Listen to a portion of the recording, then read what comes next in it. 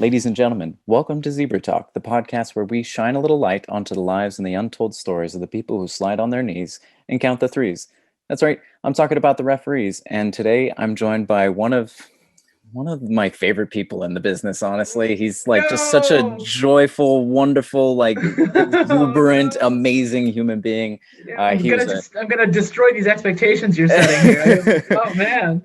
He was a wonderful, huge part of Chikara over the 17 years that he was a part of it. Obviously, now he is a huge part of All Elite Wrestling. You probably recognize him a little better with a B suit on, but please welcome Bryce Remsburg. How are you today, Bryce? I'm well. Thank you so much for having me. A pleasure to talk to a fellow zebra about zebra-ing, I think. Zebra-ing, I like And it. I have said this before and I'll say it again. I think you are the cultivator of a wonderful resource for to think of like professional wrestling is already a niche thing, and Right. then being involved in pro wrestling makes the bubble smaller, and being a referee in Yeah. wrestling makes the bubble smaller. So to make a little tiny comfortable home for this niche and make people feel welcome and use it to help other people and critique matches and all that good stuff, I think it's an absolutely wonderful thing. Thank you very much. I really appreciate that. I, I've I, I, I would not have the time and energy to be the cultivator of it, but I'm yeah. glad that someone in this world does, and that it exists for, what is it, over 1,000 members at this point? We are, yeah, just over 1,000. I think it's right around 1,030 if I know offhand. Wow. But yeah, we're What man. is a zebra? A herd? Is that what a pack of zebras is? It's actually referred to as a dazzle, and we've actually, Oh, yeah, that's weird, way right? more. That's way more dramatic. I like that much better. The like dictionary term is either a dazzle or a zeal, a Zeal. Okay. So I've definitely contemplated like doing like, I don't know, Dazzle Club shirts or something like that Oh at some man, point.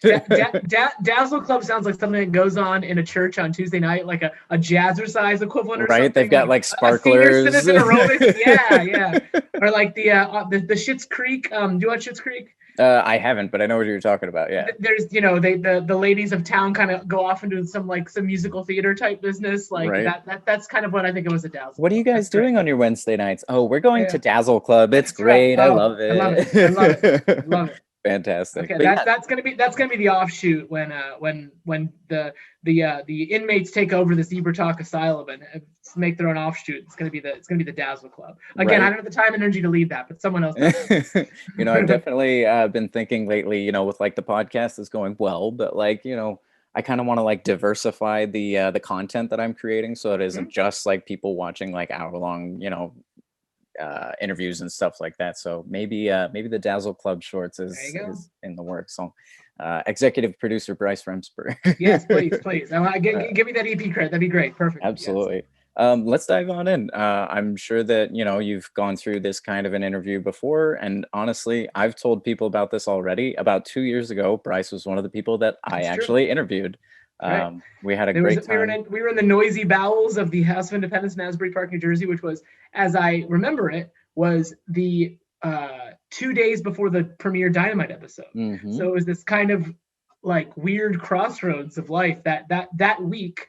Uh, we did that House of Independence event in Asbury Park. It was the premiere of Dynamite in Washington D.C., and it was Hmm. the final Chikara events that I refereed on. Was the King of Trios 2019? Was all that what a week, what a Yeah. crazy week of life that will be looked back upon.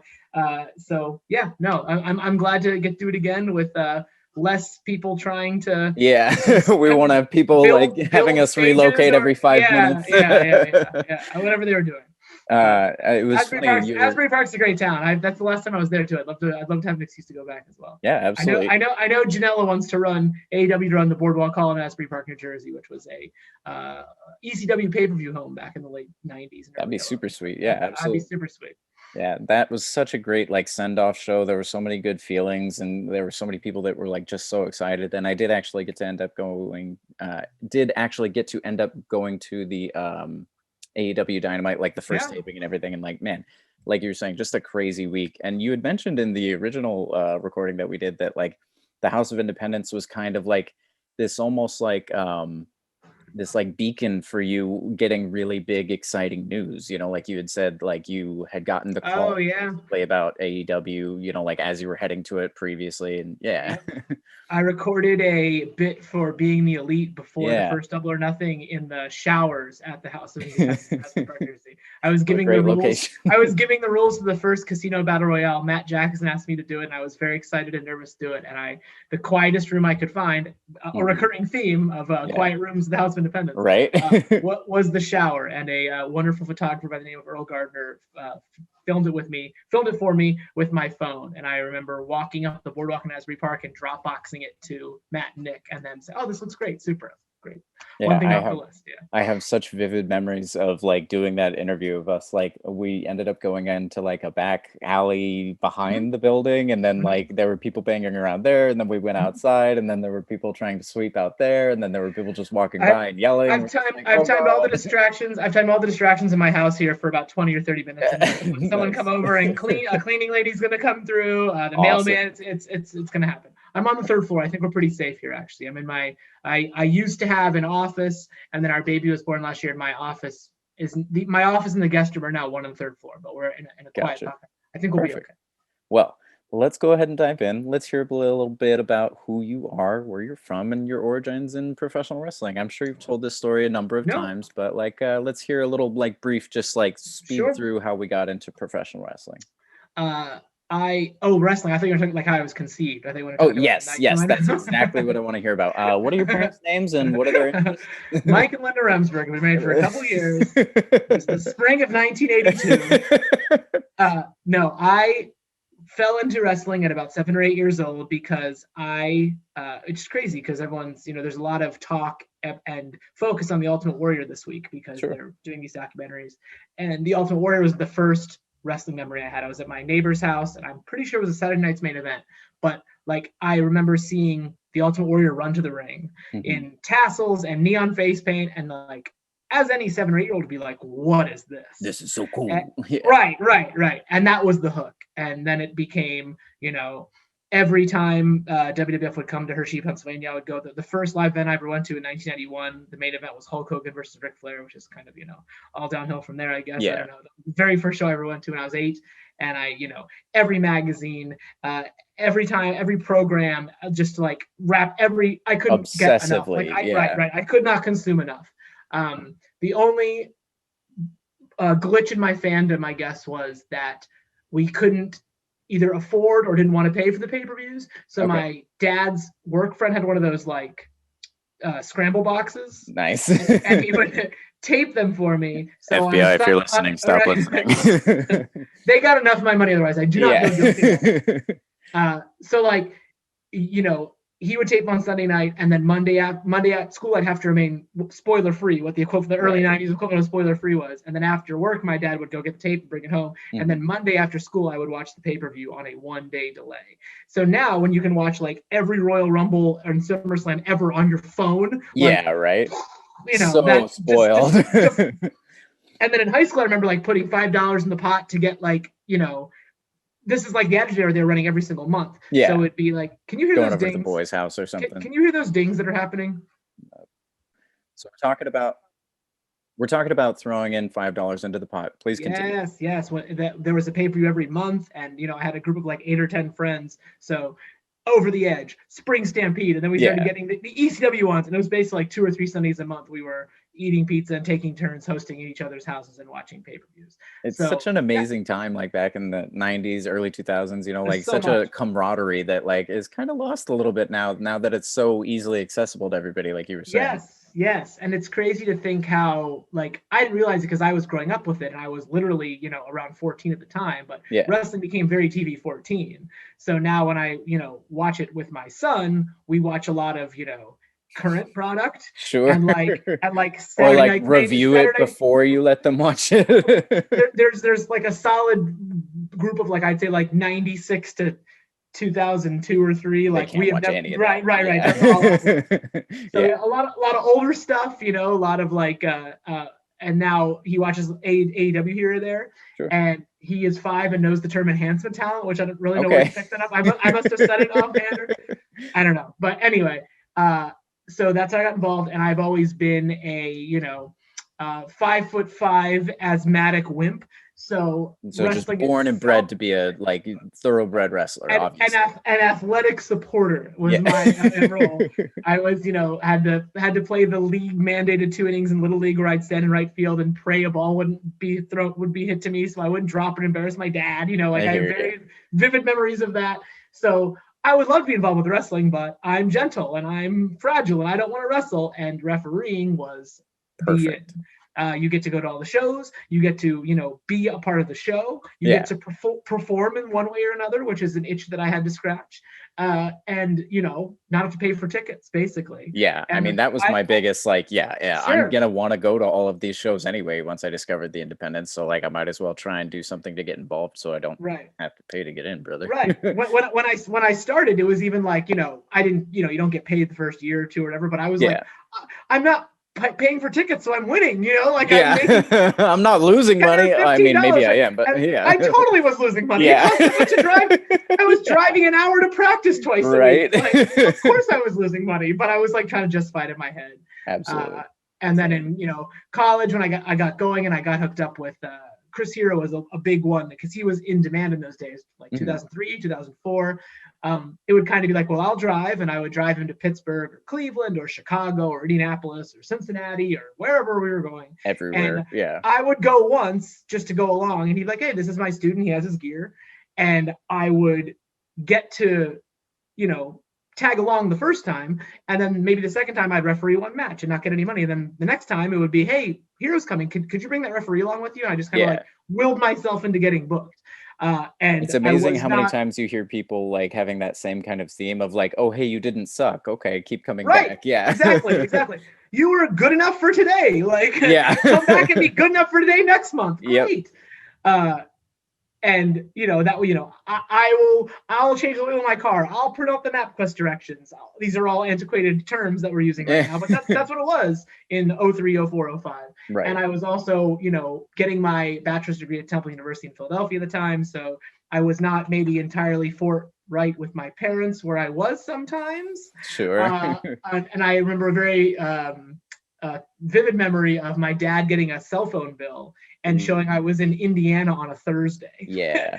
Which was true. Like, I was in Indiana on a Thursday. Right. Thursday. I was not at the classes at Temple he was helping to pay for. Yeah. So, it's kind of like that Mick Foley-esque story of like, he was supposed to be going off to college, but he ends up going to like the snooker, diving off the cage. Right. Like it got him into wrestling. Yeah. Yep. So, and then there was it was December because it was finals week, and I was supposed to, Ian Rotten, I was a very impressionable 20-year-old, said, Terry Funk's coming to town, kid, and I want you to be the referee for Terry Funk. Like, well, I have to be that. Blew your mind. There's no option. I have to drive 12 hours of the night to be the referee for Terry Funk. So the show was on a Sunday night. I had a final in Chicago. I had a final in Philadelphia Monday morning, and I drive through the night to make the final, and there was a snowstorm and to make it. And I had one friend in my college class that was a wrestling fan and knew what I did. And I don't know what he did. He made up some story, and I got to retake the final later. It was awesome. What a good friend. I got to. Oh my gosh. Yeah. He was actually an indie wrestler for a while and is a radio personality in like around Philly still. So I will never forget that he did that for me. Very cool. And then I remember graduating from college. I'm 22, 2005. Chikara's starting to pick up a little bit. I'm working for CCW now. I'm traveling back and forth to Chicago once a month. And ending college, all that meant was I could just do more wrestling. I didn't care about getting a job. I have a degree, but like now I'm just like free to do what I want to do. I don't have to worry about my parents. I'm unencumbered by having to be back on Monday. So I just dove in more. And, $20 here, $30 there, like there might have been a weekend here or there where I didn't lose money because Hero was advocating for getting us gas and hotels and stuff like that. And it was sleeping on the floor and sleeping in the car and all that good stuff. But like I was turning a corner where I wasn't, I would come out at 0 or a very small plus. Right. It's definitely like that shifting point. Yeah. Absolutely. Yeah. And I was like, oh, this could be a thing. And it turns out it wasn't. I had to get a job in like 9 months. But I had a pretty fun 9 months there for a while. I think I did in 04, 05, and 06, I think I did 100 shows each a year. Like I was doing insane. 2, that's so 3, good. sometimes 4 a weekend, just like hustle, little shows, big shows, like whatever, just stringing them together, like using the internet to realize like, oh, we're driving home from Detroit on a Friday and they're running in Cleveland on Saturday. Like, emailing Might as that well hit promoter. that one and that one and Yes. that one and that one and that one. Yeah, Just absolutely. connecting the dots, filling cars with, the beauty of the Chikara Wrestle Factory was I had dozens of guys. First endless there were only contacts 5 or that 6 can of us. fill the car. Yeah, absolutely. Right. There was always someone who wanted to come. It might have been the very first new guy, or a guy that had been going for 3 years. But we kind of settled into the carload of, it was usually the real road dog fivesome was Hero, Claudio Castagnoli, who's now Cesaro, Eddie Kingston, who's now in AEW with me, and the late great Larry Sweeney. The 5 of us were like, we were the crew. Like, we were Iowa, Minnesota, Florida. That's when it started to like rack up the states, rack up the miles. Like, we did like, I don't know, we figured it out once. There was 1 month we did like 8,000 or 9,000 miles or something together. Yeah. And that seems high. I don't know, whatever it is. I mean, that sounds pretty believable, honestly. Like, in a month, like getting through all those states, like 3-4 different states in a weekend. Philadelphia to Minneapolis is 18 hours, probably like 12 or 1,300 miles. That's the longest drive to do is Minneapolis. I drove to Florida a bunch of times too. Yeah. And that, among many other things that I appreciate at AEW, a time that I felt like I made an AEW was the second week of Dynamite was in Boston. Okay. And the drive from Philly to Boston is like 5 or 6 hours. It's an unpleasant, awful drive. There's always traffic. You have to go through, long enough to be a pain. Yeah. Yes, you have to go through or around New York City, which is always a hassle. Right. And on the second week of Dynamite, not only did I do my first main event in AEW, I refereed the main event of the second ever Dynamite, which I'll never forget. I flew to Boston from Philly. And that sounds like a small thing, but it's not. It doesn't. Like, someone paid for me to fly to Boston. I was doing WoW Ring Crew, Women of Wrestling, and like they paid for me to come from San Francisco to Los Angeles once, which is like an hour flight, and like the same thing, like 5-6 hours of a drive. But yeah, the minute that I got off of that flight, I'd done that drive so many times that I was just like, this is it. I've made it. I could fly to LA, like, oh my God, somebody paid for my ticket. And then you got home and you're like, I'm never going to drive that again. Except for the 27 times I did it after that. So many years of the very first AW event at Double or Nothing 2019 in Las Vegas. I have another very vivid memory of walking up to the check-in counter of the hotel, the MGM Grand, and I said my name, and they said, oh, you'll be in this room. And I was like, oh, who am I sharing a room with? And they're like, nobody. This is your room. And I was just like, oh, that's so nice. What? Yeah. And I have my own room. There's not 6 people in there, and I'm not sleeping on the floor. and in full transparency, the last night, Orange Cassidy got added as a surprise to the Battle Royal at the last minute. Right. And he was not, they didn't have a room for him because it was last minute. And he asked if he could sleep on the couch in my room. And I did let him sleep in the couch in Las Vegas because he's a long-term friend of mine. And now he's one of the biggest stars in the world. But like, I, let him have part of my room. It had a whirlpool. It was amazing. And I have since also decided, never say never, but I don't see a world where I, I will only share hotels with my family from now on. Like, last year, I drove to Ohio for one of my high school friends' mom's funeral. Unfortunately, one of my high school, we rode together. We shared a hotel room, and it was like, I was just like, oh no, I can't. I need my space now. I'm too used to this. I can't go back. I can't go back. I'm not trying to sound spoiled or entitled, but I'm very, very, very, very fortunate. But no, I mean, you put 17, 18 years in on the indies of like sleeping on the floor, and like, like I'm sure sitting like this on the car rides, for like, like you said, 18 hours. Like You've put in some miles. You've paid your dues, Bryce. You're allowed to have a hotel to yourself at this point. I'm very fortunate. I have realized that I like that makes me appreciate what I have so much more. And I don't know, I have a lot of coworkers that have been doing this a lot less time than me, and that's okay. And they're very talented. I have no resentment against them. But I realize how the perspective that I am able to have because of, and being there with Chuck Taylor and Orange Cassidy and Eddie Kingston are guys that I have known for 15, almost 20 years in some cases. Like, there's an unspoken thing there that we understand that, what you guys have done together. Yeah. Sure. And we've slept in some real Fleabag gross hotels and slept in our cars overnight, slept on the floor of airports and everything. And we did earn this, and it does make us feel like we appreciate it all the more. Absolutely. I totally agree. Like, I think I'm getting to the point where I'm nowhere near like at that level, but I think I've been in at the point where I have enough longevity now to kind of appreciate how much longer some other people have been involved. You know what I mean? Because like I'm coming up on a 10-year. So now that I can apply like, okay, this is how much like I've gone through at this point. Imagine doubling that. Yeah. And then like that's your life experience. Like that's insane. Like, and if I'm being totally honest, like I don't know how much longer I would have done it for. sure. Yeah. Like you know, Chikara's peak was 2011, 12, 13 when it was at its most popular, and I remember being really engaged with that and almost cutting off all my other bookings because I was so entrenched in working in the quote unquote office of Chikara, which there really wasn't one, but I did a lot of help, like stuff behind the scenes. You are the and office. I was the second in command by default. Yeah. and then my first son was born in 2016, and that was kind of like I really cut back. I would do Chikara shows or something that was local or a favor for a friend, and I made a cognizant decision to be much more choosy about the bookings I took.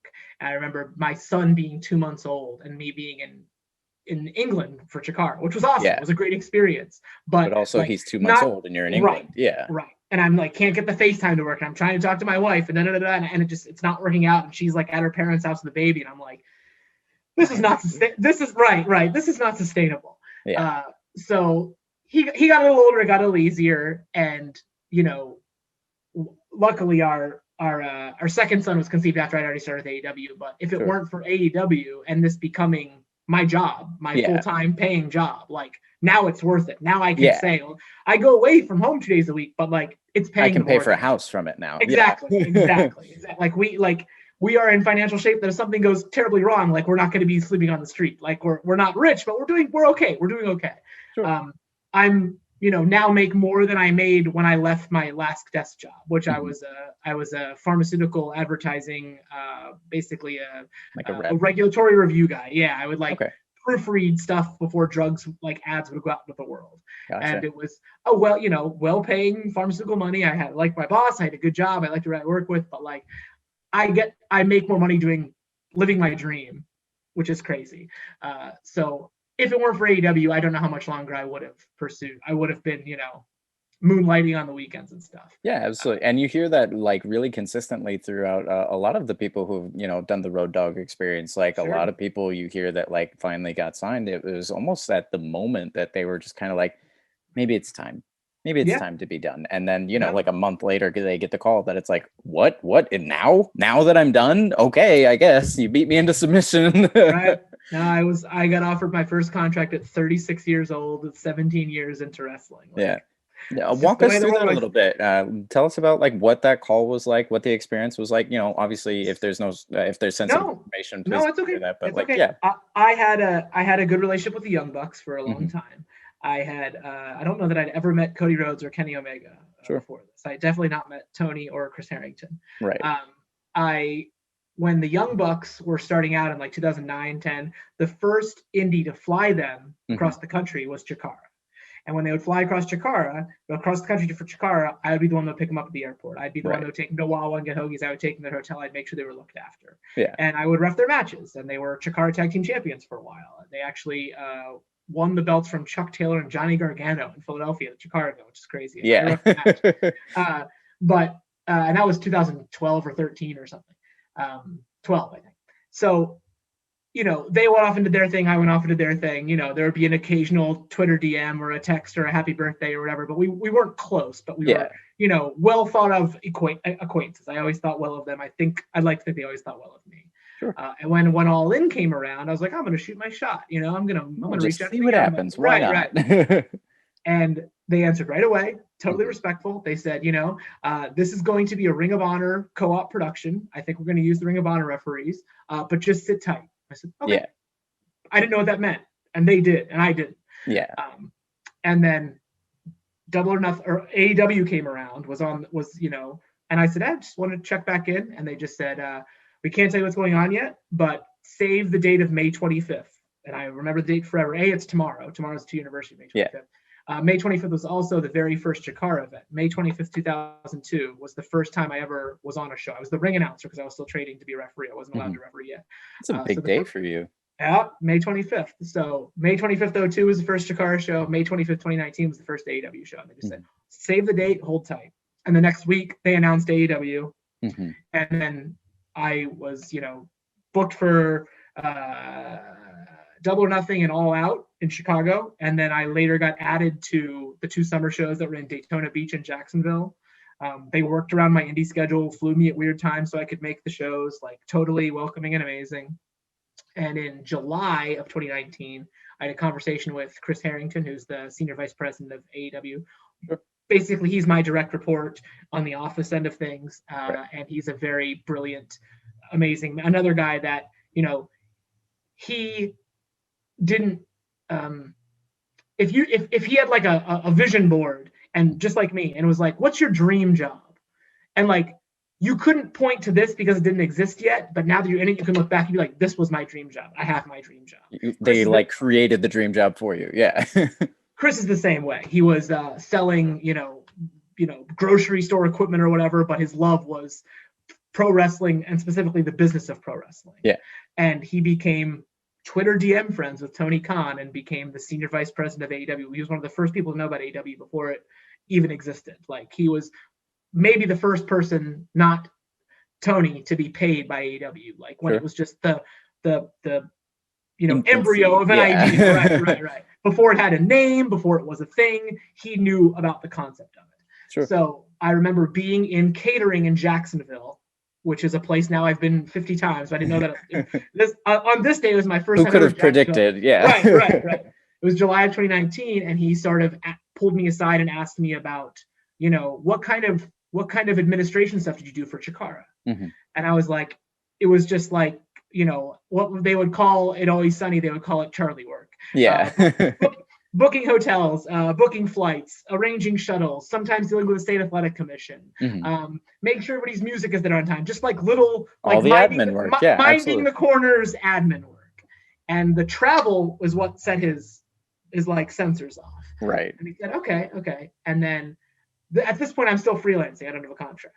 Right. And then 2 weeks later, after that, July 25th, 2019, I remember sitting in what is now my son's room, which is my old office downstairs, and getting the email. And he said they were offering me 2 contracts, one as a performer, as a referee, and one as a business coordinator, which is kind of a catch-all for what I do in the office. It is predominantly travel, but a lot of that is working with hotels and airlines and state athletic commissions sometimes, and kind of, you know, making sure amazing. The boys can just show up to an airport and a hotel and not have to think about anything, basically. Yes. And I don't know if you know this or some of the listeners know this, but WWE does not get hotel rooms for their talent. That is part of their independent contractor status. They have to book them themselves. Sure. We book them for them. Gotcha. We also arranged, when the pandemic happened, we started to arrange to have food brought to the hotel. So when they came back from these late night tapings, there'd be food waiting for them at the hotel, so they don't have to A, break the bubble, B, go find food at 2 a.m. Right.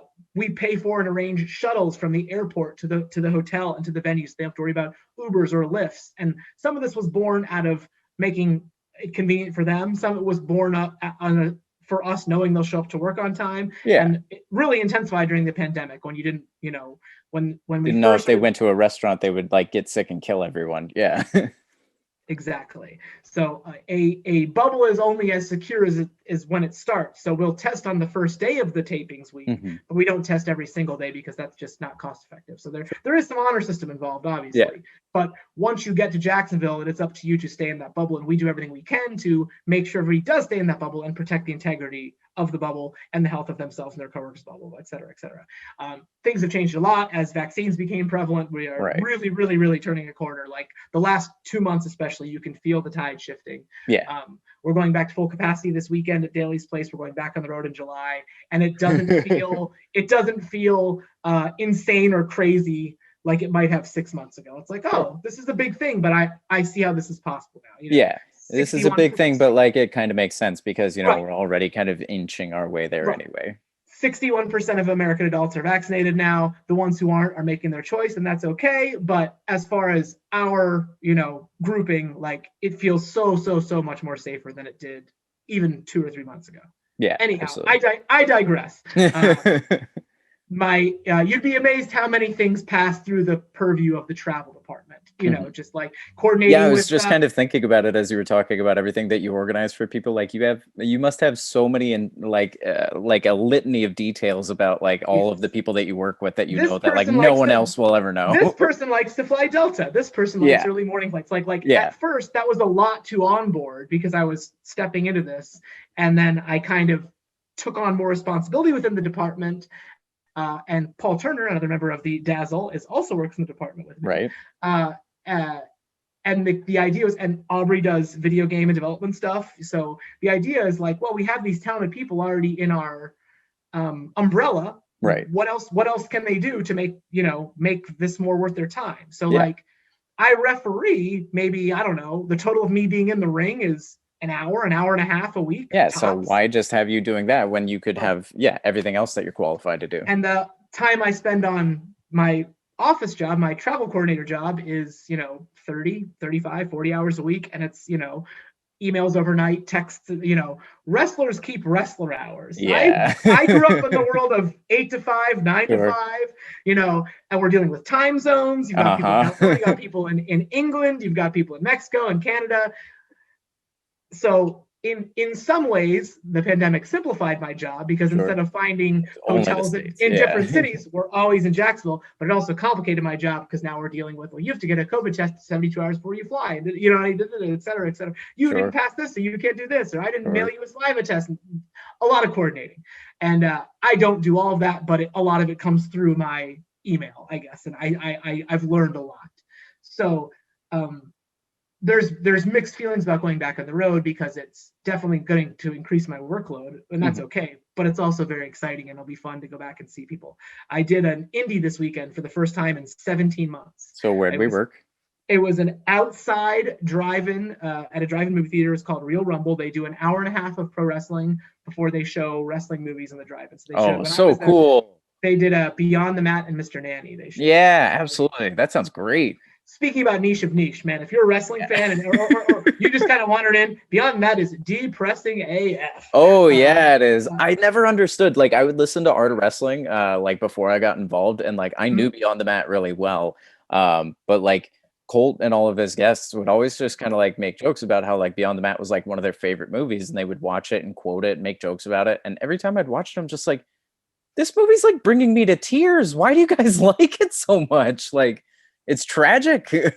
Yeah. And then, the wrestler is like basically just like Jake the Snake's story from Beyond the Mat put onto like an actual like feature length film. Like, yeah, it's wild. So I did bring my eldest son, and we left before the movie started. Probably for the best. Getting late. They don't start the movies till like 9 o'clock, but it's very, very charming. It's they had like 500 people outside, people in like lawn chairs. The ring is right in front of the big screen. Orange Cassidy came to the meet and greet because he's this is his old crew. Sure. You see a lot of the old Chikara guys and girls. It was nice. A really, really, really, really great experience, and like. Vaccinations changing everything for me personally and indie wrestling as a whole. Like I you can feel like I think the ball's going to start rolling downhill here a lot this summer, hopefully. Yeah, absolutely. With everybody, it sounds like. Yes. Let's backtrack just a little bit, and let's just pretend for a moment that like COVID hadn't happened or hasn't happened. Like, what would you say are the like biggest differences? Obviously, you're on television and everything, but like, what are the biggest differences between like the 17 years and now? Like, obviously, you're doing this office job. Like, what, as your experience as a referee, talk me through that. So, I mean, to start off, like you're just playing at a higher level. Sure. Like your mistakes or your actions just have greater consequence. Right. The way you choose to referee, which is the way you've refereed for 17 years, which is the way that you've never changed the way you do this, and you got hired for it, and no one has told you it's bad and to stop. And some people even told you they like the way you referee. And every Wednesday you open your Twitter feed and there are more than one right person. Some saying nice things, but a lot saying like tagging me to say mean things about me. Like that never happened before. Yeah. And not to say I've gotten used to it. I know Aubrey deals with this a lot as well because we've talked about it. It's just like, what an odd use of your energy and time. Yeah, absolutely. Like watch the show or don't. Enjoy Some people are just so don't. Hateful. It's like, just leave it alone. Just if you don't want to watch it, turn it off. And I know that I am like way down here in the list of like, you talk about, you get into like Cody and Kenny and Buck's Twitter territory. Hate, yeah. Yes, they're dealing with on a amplified times 1,000, but it's just like, man, like what an odd use of resources. So that's one. and I've said this before, you've probably heard me say this, those 7 years I was getting my bachelor degree, not the actual one I have from Temple that I don't use. I kind of used, I guess. The 17 years in the Indies were my bachelor degree. Now I'm getting my master's degree, and I don't have it yet, but I learn something every week I'm at TV. I learn the way, it's still a little different without crowds, but like watching the way things are put together, trying to learn a lot about the way the way the show is formatted, when we take commercial breaks, why we take commercial breaks. A big learning curve is obviously, once in a while you'd have to wear an earpiece on the Indies and you'd get, a minute to go or wrap it up or an offhand. But now you're hearing the director can talk to you. They can tune into, so the commentators can talk to you. The ring announcer can talk to you. The gorilla position can talk to you, which is the coach and Tony, who times the show himself personally every week. He sits right at gorilla position and times the show to the second. Yeah. And instead of it just being like, hey, 1 minute to go, it will be what is essentially a paragraph of dialogue for you to... That you have to, you have to listen to it, comprehend it, and then decide what you're going to do with this information. While you're reffing on live television. Yes. And there have been a couple of 9:58, 45, or, Dynamite goes off the air at 10 o'clock no matter what. Yeah. And there have been a couple times where it's gotten a little hectic there towards the end. And, and I have been given the weight of the world to rush a match to finish in the next 30 seconds. And I can't put myself in their bodies and make them do it. You can't just grab Phoenix and be like, all right, pin him right now.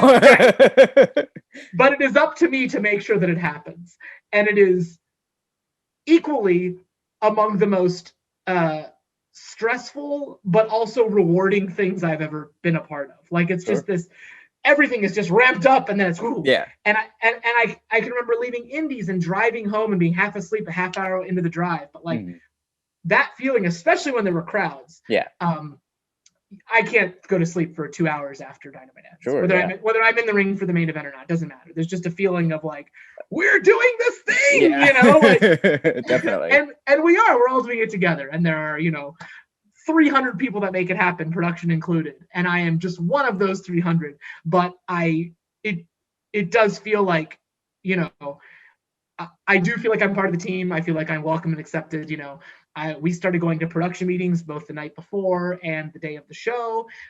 We've offered some ideas. The referee squad as a whole, I'm talking about, Paul, Aubrey, Knox, and I have offered ideas that have been listened to from Tony, which at the very top, and have been implemented into making sure we're not crossing this. We're not doing this same thing twice in a show, or hey, we did this last week, let's try this week. Oh, here's a note for commentators you could talk about. Oh, and we have been given agency to walk right up to Jim Ross and say, hey, here's a little thing about the match that a story we're trying to tell, or something we're trying to make sense. And they go, okay, great. And the note is taken. How amazing that, compared to what wrestling has been. Yeah.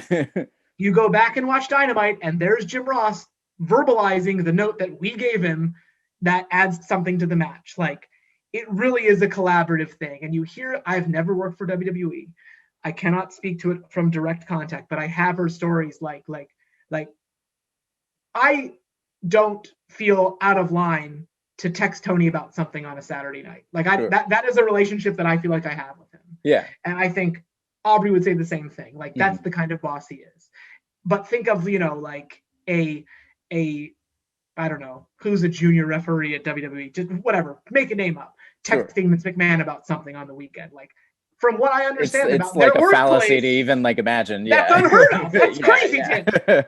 And that's just the working environment that Tony has created. And with a lot of help from a lot of people, from Chris Harrington and Cody and Kenny and Matt and Nick and everyone on down to the camera guys. This is a relationship that we cultivate. So that is way, way, way different. It's just, more pressure, even doing a tape show or the YouTube show.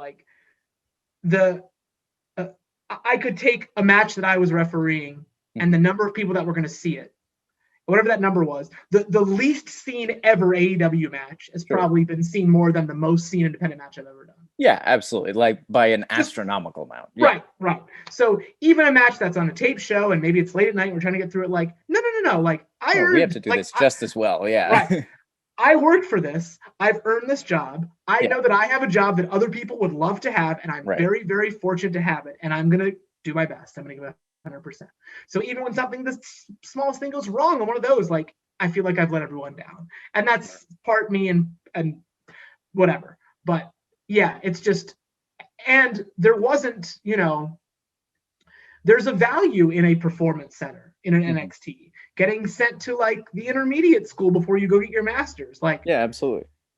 Paul I really like the comparison that you're making a Yeah. couple of times now between like, having it being your masters and your bachelors and everything. It was something that my mom actually made a comment about with like myself when I had the opportunity to do like the Evolve thing and stuff like that. She's Yeah. like, oh, it's like, you've done 7 years on the like independence now. It's almost like you kind of did your internship or like you did your doctorate and now like you Yeah. have your like, your degree and now you can actually go and do your job. And I'm like, Yep. that's a really nice way of Right. putting that. Thanks, Mom. Right. And Paul did it for years at Ring of Honor with TV stuff. Knox did the Lucha Underground stuff and the Wrestling Society X stuff. And Yeah. I did a little bit here and there with Ring of Honor, a little bit with Wrestlicious, Humble Brag. But like, like Humble earpiece brag. time. But none of that was live. None of that was live national television. So Right. none of the four of us had done that.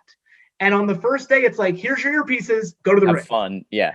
Yeah. I actually was kind of curious about something because I actually I've done like a ton of TV, but I've never had the opportunity to do live actual television. I've done like, iPay-per-views and stuff like that. But like, what is a more stressful moment for you when you're at 9:59 and 30 and you need to go home right this second? You can't see the end in sight, or you're coming down for what shouldn't be the 3 and nobody's kicking out yet. What's a more stressful? The second one is more stressful. Yeah.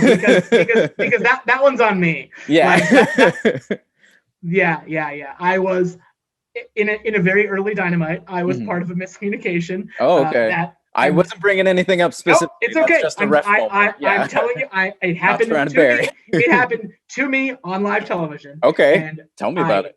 It was a miscommunication. A finish was changed. I did not react in the moment. It was my fault.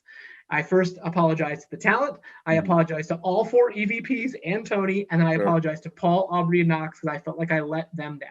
I let our squad down, which was a new squad at the time. Yeah. And it was a lot of like, it happens. Use it as a learning tool to make sure it doesn't happen again. And it hasn't happened again. I've, added layers of security into the way I talk to the talent and the way I do my matches to make sure it never happens again. Double checking and triple checking. And I'm, thinking about the time, like, it's weird, but I remember the arena. It's the Bojangles Coliseum in Charlotte, North Carolina. I can picture the back of the arena. I can picture where I was standing when it happened. I can picture just trying to find a closet so I could try not to burst into tears. Just hide, This is it. They're going to rip up my contract. They're going to put me in the street. And, I'm done for. I'm going to get bumped at the end of this. They're going to tear up my contract. They're going to fire me on live TV. Right. Of course that didn't happen. There was a pay-per-view 3 days later that everything went fine at, because that's just the way it goes. The ball just so keeps much on rolling. pressure. Even on the indies, there's so much pressure. We're held up to like it puts it in perspective. It's like, man, I was so worried about this little tiny minute detail at a Jakara show 10 years ago, and like that is like now, it was nothing. And it was important to me at the time, and that's okay. Like that's and it's important to that show still now, but in a frame of reference, right. As a point of comparison, now it's like, man, like, the things that I deal with, the numbers on plane tickets that I see sometimes, you know what I mean? Like this has become my life. This has become how it is.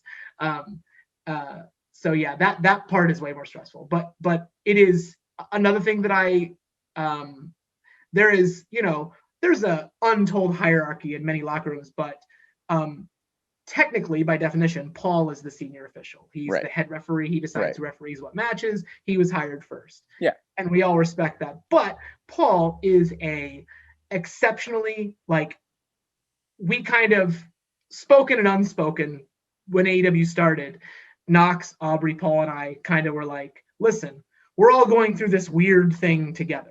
Yeah. So let's go through it together. Let's be, 1, 2, 3, 4 points of this. The rhombus, yeah. the rhombus, yes. The square. Yeah. So yeah, let's communicate with each other. Let's be on the same team. Let's look out for each other. And we have. And I think if you go back and look at, there's probably been 80 or 90 Dynamites. Mhm. I don't think it's crazy to say that Paul's done 20 or so main events, and I've done 15 or 20 main events, and Aubrey's done 15 or 20 main events. You know what I mean? Like, whatever. It goes around, it comes around, And it makes sense because like all four of you bring so much to the table. Like obviously Aubrey has a way less experience, but like obviously had like been thrown super far into the deep end with her experience with like NXT and Mae Young and all that stuff. But then, and like, she's excelled at every challenge she's been given. Right, absolutely. But she's then, great at what she does. Knox coming in with his like 20 years of experience and you coming in with your 20 years of experience almost. And like, it was almost like a dream team of referees that like had just been like handpicked from all around the country. Like I don't know how that happened. And I had never I think I had met Aubrey once. Paul and I live in the same town, which is weird. I see him at Wegmans. I see him at the grocery store sometimes. Nice. We take our car to the same place to get fixed. Like, it's weird. But I knew of him. That actually, that May 25th, 02, the first show I ever ring announced on, Paul was a referee on that show. Yeah. Which is crazy. And, May 25th. 17 years to the day we come back and we're refereeing on the same show.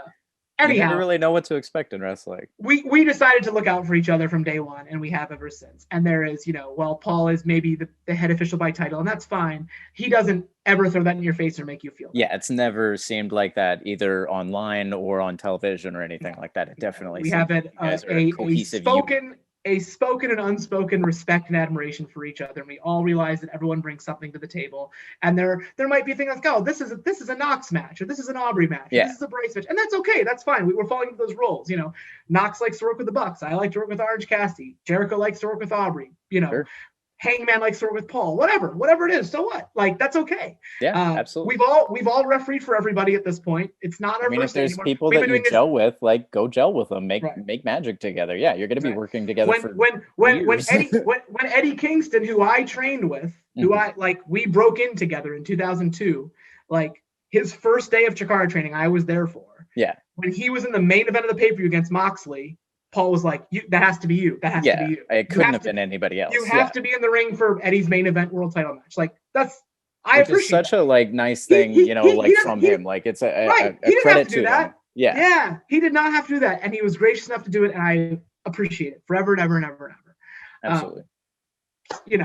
That's what it is. You've had some really, really incredible, specifically unique match experiences. And I'd be remiss if we didn't have a few minutes when we talk about this. Obviously, we got to talk about Invisible Man versus Invisible Stan. But more recently, let's talk about your hazmat suit and everything. Let's dive into it. Let's talk about those two specifically, but any other kind of off the wall matches that you feel like you want to include. Obviously, Cybernetico and stuff. Go ahead and dive into the crazy matches you've been a part of that most people won't get an opportunity to maybe even see.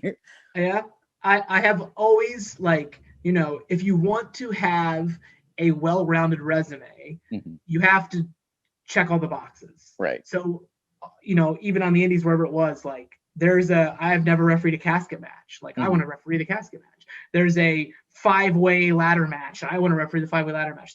I remember asking to do an hour Iron Man match between Biff Busick and Eddie Edwards at Beyond. I'm dying Providence for one right now, by the way. Though. Yeah. I'm dying for one. And I wanted to do an hour. I wanted to be in there for an hour. A Chikara Cybernetico once went 1 hour and 44 minutes and 104 minutes, and I did that. Yeah. So anytime there's an outlier or a weird thing, or it's tough after almost 19 years to do something for the first time. Yeah.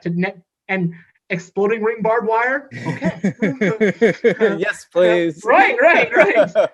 Did they reach out to you, or did you actually volunteer? For a or did the suit just fit you? No. For safety reasons, it had to be decided who was going to referee that match 3 weeks in advance. Okay. Because we had to go to a safety training, get fitted for the suit, and understand the ins and outs of the execution and everything. Yes, how it was going to go. Sure. So 3 weeks in advance, Paul said, "Hey, do you want to do this?" And I didn't ask to do it, but I was like, "Yeah, I want to do that." Sure do. Yeah. Right. Maybe I'm a little bit more animated in the ring. Maybe that lends itself well to exploding barbed wire. Whatever. I don't know what the reason was, but Paul asked me to do this. Yeah, I'd like to do it. So I, had to go to the meeting with the production guys, the pyro guys, Mox, Kenny, Tony, and learn how this was all going to work. And then I had to get fitted for a hazmat suit. And Yeah. and buy the gloves at Home Depot and everything. And like, what was your reaction when you saw the suit for the first time, and like when you saw yourself in it for the first time? I get paid for this. Yeah. I'm gonna. I get to go on TV and rep like this, and they're gonna pay me. People actually watch this. Like, this is crazy absolutely. to me. I do remember, Tony knew about it. Tony was all about it. Like, he okayed the suit and everything. But I do remember putting it on, because I refereed a match earlier in the show. Then I had to change back into this other gear, my referee gear that had been treated. I had to give it to him the night before because they had to treat it with this inflammatory flame retardant stuff. And I changed to that gear, put the hazmat suit on, which had already also been treated with all the spray and everything. Right. And I walk into the locker room and Mox just goes, whoa! There was part of it for him when he saw me, and that for the first time was like, oh, we're doing this. Like, we are really leading into this. Yeah. If you're Kenny you might as well do it right, brother. Right. Kenny was really intricately connected to how this was all executed, and he, okayed the suit, and it's just like, if we're going to do this, and we're going to do it for the world title in the main event of a pay-per-view, the best-selling AEW pay-per-view ever, by the way. Yeah. I mean, what do you expect when they say on live TV we're going to do it all the way? Yeah, that we're going to do an exploding barbed wire death match, like, for the first time on American television. Like, is it ever? Like, which was somehow 4 days after I refereed for Shaquille O'Neal. So that maybe the craziest week of my life. Definitely. Very possibly. So it was my son's birthday. So my oldest son turned 5 on Tuesday. On Wednesday, I refereed for Shaquille O'Neal. On Saturday, we did his birthday party on Zoom. On Sunday, I refereed an exploding ring barbed wire match. That was a week. That was 1 week of my life.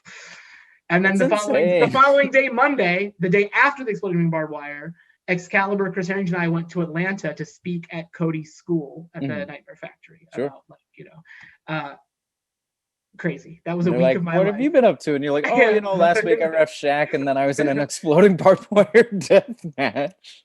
Man, a week of my life. Will take you on some really crazy journeys if you let it. It's pretty insane. And then 2 days later, you're home, grocery shopping, folding laundry, cleaning bottles, and taking kids to daycare. Like, it's crazy. It's crazy. I kind of had one of those moments when I was in Japan last year in February. I was like on my hands and knees, and I'm scrubbing blood off of the floor, and I have no idea whose blood it is, right? But we're in like Shinkiba first ring, and there's been a bunch of death matches, and I'm just like, man, wrestling's nuts. How in the world did I find myself on my hands and knees right now cleaning off whoever knows blood in this random building on the other side of the world? Like, what is this life that we're living? Yep, this is the hand that I'm dealt today, and I'm going to play it the best I can. That's absolutely. It's crazy. It's very, very crazy. I'm very, very, very, very lucky. It's I don't know how to word it. You've had a ton of experiences, like on the independents before you ever even became involved with AEW, and now a ton since you become involved in AEW. Do you have any like hardline goals still left, or are you just kind of like on the ride to see where it goes at this point? At this point, I'm on the ride to see how it goes. There were like a couple of barometers. Like I want to referee for Chris Jericho. Sure. I want to referee the main event of Dynamite. Yeah. I want to referee a world title match. I want to referee the main event of a pay-per-view. And it's like check, like, which is crazy. And I'm not. I don't want this. That's not even a you thing. That's a ref thing. Like if you're I don't want to make it that I'm sounding arrogant, but I'm saying that I'm very fortunate to have been given these opportunities and to continue to be given these opportunities. Absolutely. To work with, someone new. Man, it'd be really cool if I got to referee Christian Cage. I got to referee his first match on Dynamite. Yeah. Which, oh my God, that right. Kazarian match was like insane. Yeah. that's not even something I could have even considered putting on my vision. Sure. Like, I loved Edge and Christian Night School. I had their shirts. I did the Reeking of Awesomeness. I brought kazoos to live events. The 5-second pose. Right. I couldn't have even gone like, man, I really want to referee with Christian someday. Like, because that wasn't even conceivably possible to me, And there I was in the ring with him, So at this point, I'm just on the ride. I'm excited to get back on the road and go. I mean, some of these places we're going are repeats. We've been to Miami and Austin, Dallas before. When we get into the summer, we're gonna California. I'm hoping. all I can say is that there's no other way to put it than when, not if. Yeah, of course. I mean, I think everybody knows that AEW Yeah. obviously has like as big of a budget and as long of a timeline as they want to have. So, you know, like every conceivable major city is like on the long enough timeline, I'm sure. It is a logistical hurdle because Dynamite has to be live at 5 p.m. Right. on a Wednesday. Right. I'm not saying this will not happen, but it does make it a little more complicated. Right. And I know there were plans to make it happen before the pandemic happened. Of course, as there was with everything. Oakland and San Francisco are like just a hot wrestling crowd, and they are dying for some love right now after all the like pandemic stuff. Like, yeah, I would love. It'll be great to see that happen. When not if. Same with the UK. Like you know, oh, when are you getting to the UK? When are you getting to Canada? When not if. It's just be patient. Yeah. I mean, I'm sure it's going to be UK, Canada, Japan. Like, I'm sure you guys have everything on the list eventually. There's a goal. I've never been to Japan. Okay. I would love to go to Japan. Absolutely. I would love to go to, you know, and for someone to pay me to go to Japan and referee, like, that'd be great. So yeah. Well, hopefully we get to see that coming up here in the next couple of years or something. You know, maybe AEW will be doing like a nice big special, you know, like from Tokyo, or maybe a New Japan crossover or something like that. Those will not be decisions I'll get to make, but I will be excited along for the ride. Yeah. So at this point, I am very much along for the ride. I am, you know, it is very much with the referee squad and AEW as a whole. It's we, not me. Like, can I do my job both as a referee and as an office person the best I can to make AEW the best it can be, to make it grow, to make it find new eyes, to do it proud and not blow finishes on live TV anymore, for example. It's like, I let us down. This is a new thing. Life, man. Like, everybody's up to this insane standard, like everywhere. But like, you have to, you know.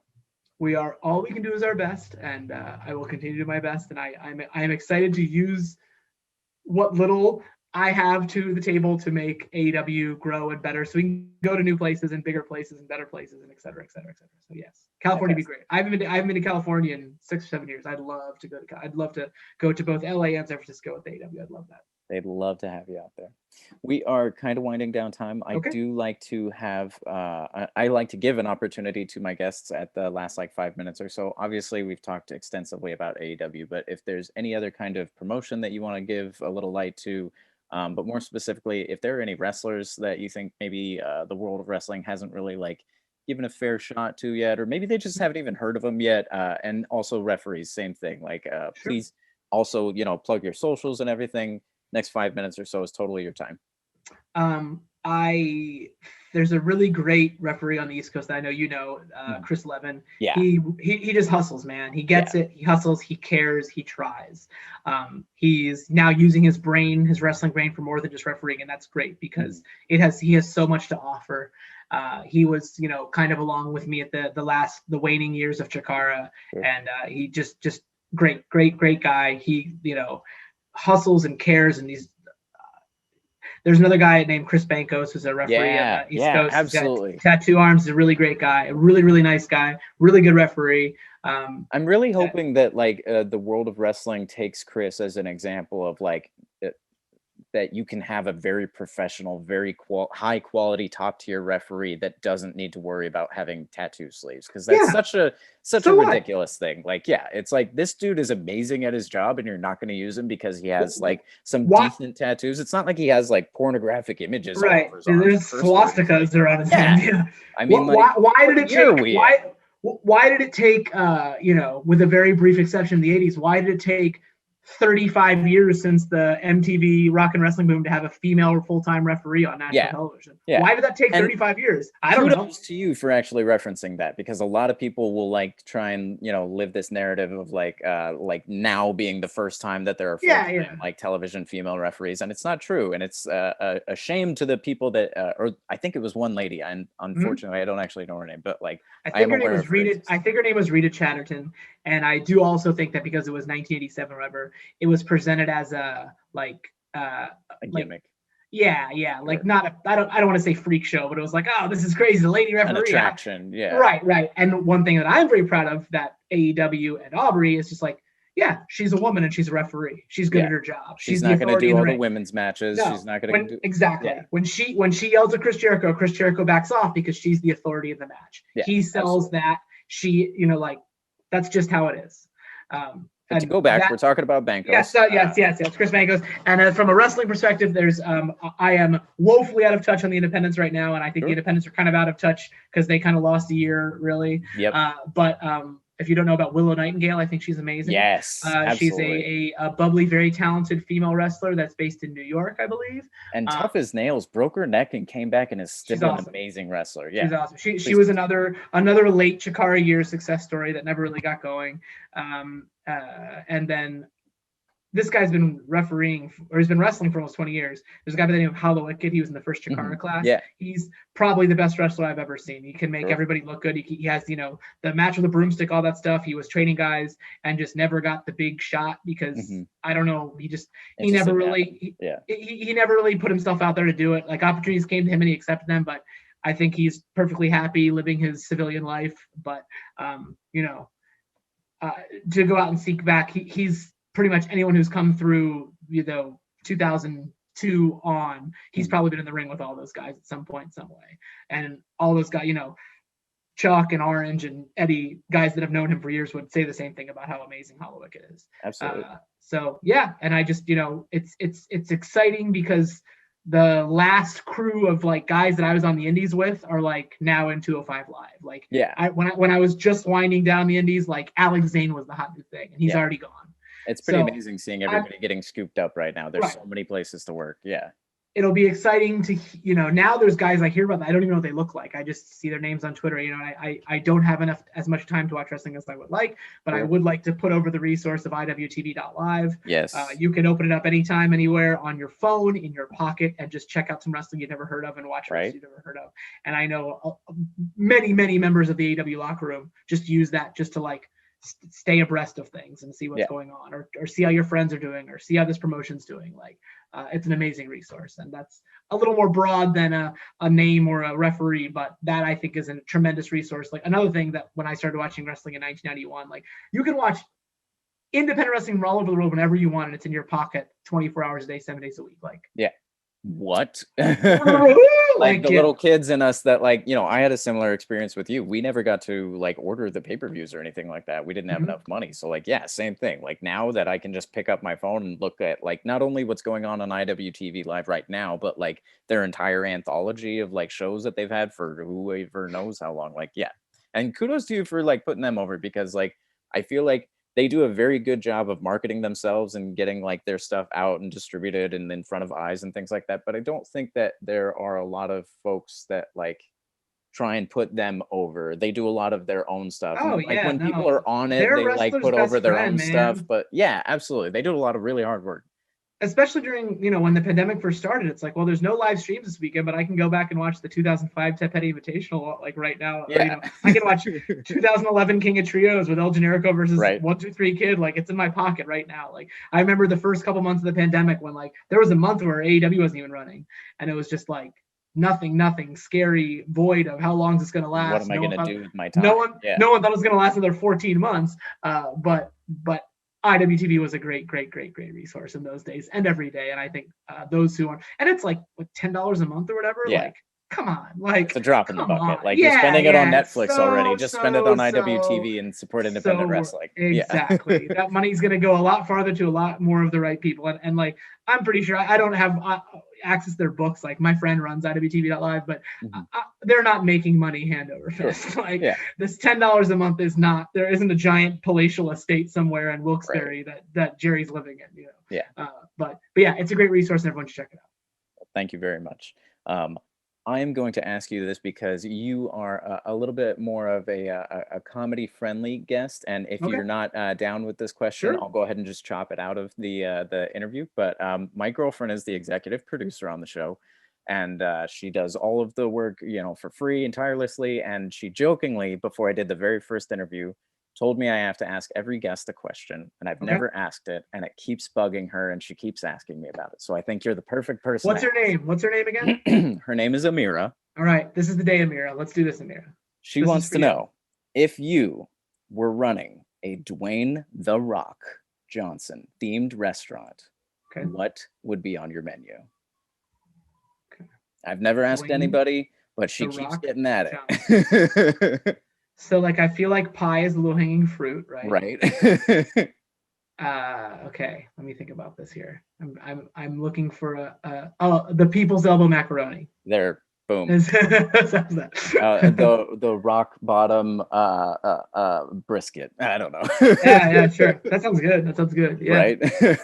All right. Well, thank you so much for being here. Thank you Thanks for for having me, indulging man. that. It was wonderful to have you. It's wonderful to get to see your face again and talk to you. You know, we haven't really had, in my opinion, not enough time to get to interact with each other one-on-one. So it's always a pleasure and a joy to get to do these things. So thank you very much. Thanks for having me. All the best to you and all the Dazzle, the Dazzle of striped dazzlers.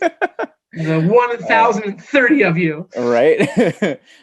Folks, thank you very much for joining us. Thank you very much to Bryce again. If you would like to support the Zebra Talk Fund, which is our nonprofit travel grant for referees to go outside of their area and go and learn from some folks, not unlike Bryce himself, please go to prowrestlingtees.com/Zebra Talk. We've got a wide range of merch. If you would like to follow us on any of the socials, it's all Zebra Talk 123.